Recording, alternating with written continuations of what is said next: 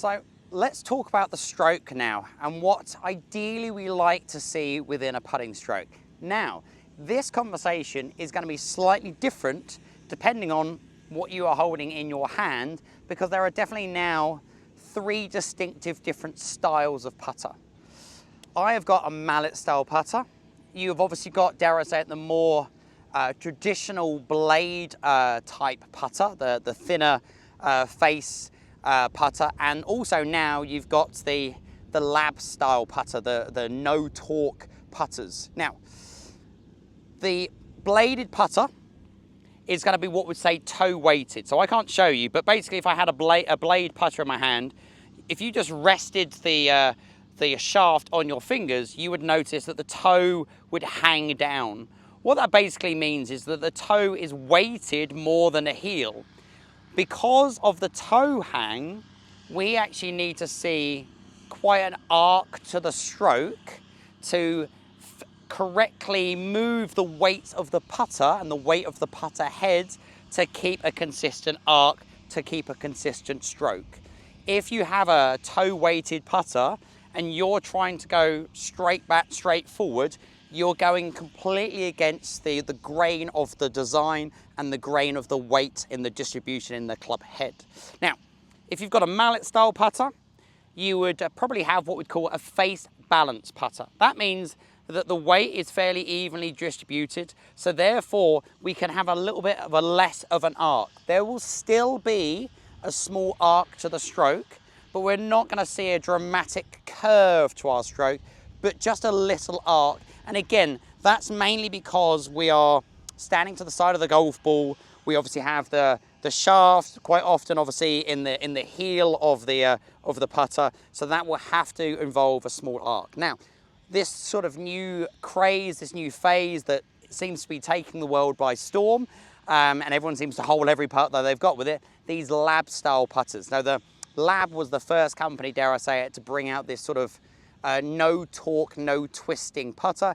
Other companies have obviously jumped on board, but basically in essence, it's designed a putter where we can now swing straight back and straight forward due to the design of the putter. So if you've got one of those putters, you will want to try to see your stroke where the putter face is consistently pointing at the target all the way through the stroke.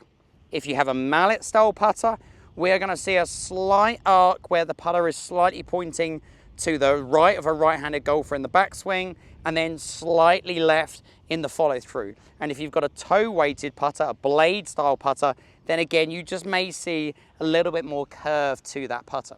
So to help you understand what you're doing in terms of your curve, I've brought another golf club out with me, and that's just going to be placed on the toe of my putter.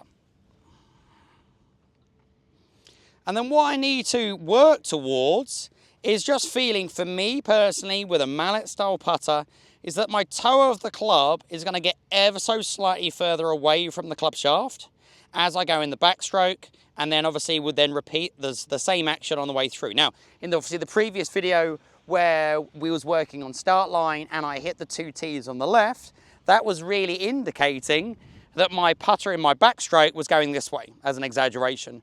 So my putter went on the outside of the line, as we would say, and came across and pulled the ball over to the left-hand side, which is why I hit the left-hand tee. Then in the last couple of that video where I got it through the gate, I definitely try to focus on keeping this tucked and working on a little bit of an arc. If you've got a lab putter or that no torque style, then obviously you'd want the toe to remain constant distance away from that straight line where we're using the club shaft. And if you've got a toe weighted putter, then obviously it's going to be a little bit more of an arc. Now, for me, when we talk about rocking the shoulders, I think there is some misinterpretation when people are like, oh, just rock your shoulders. Because I don't feel that the rocking of the shoulders should be in a down and up sense. So what I mean by that is if I hold my putter and I'm rocking down and forwards, so down and up, that's encouraging that straight back, straight through arc. Because I'm going to feel that my putter is going down, or my left shoulder is going down and the putter is going up. And then I'm going to try to then feel the opposite in this stroke. Now, that goes against the design of the putter, and it goes against really the design of the stroke. When I talk about rocking the shoulders, I want to feel, and it works for me personally, if I've got that connection, that I'm nearly feeling a rocking in a slight back and forward motion.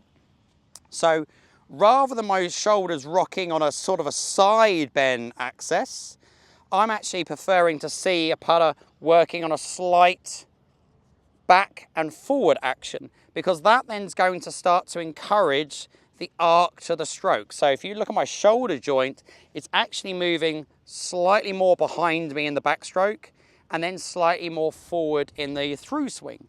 That's going to help me to create that arc. Now, I definitely noticed when I did my stroke that my right shoulder got into internal. So if I tuck the elbows in so everything is connected, I can now feel that I need to feel that this putter is working this way, and though that for me is my trail shoulder, my right shoulder, working slightly backwards. It's not working up, it's working back. That's going to help me to get that slight curve to the putter, and then that slight curve on the way through. Maintaining my whatever grip style you've got. Obviously, I don't really like to see wrists being involved in a putting stroke, so however style you're holding it. But if you can feel that your trail shoulder is working ever so slightly back, and then your lead shoulder is ever so slightly working back, I prefer that as a rocking motion rather than that. Now, as mentioned with the different style putter, if you're holding a lab putter in your hand, a no torque putter, then that sort of rocking action through the down and up, the side bend action, would obviously benefit you because that is what your putter is designed to do.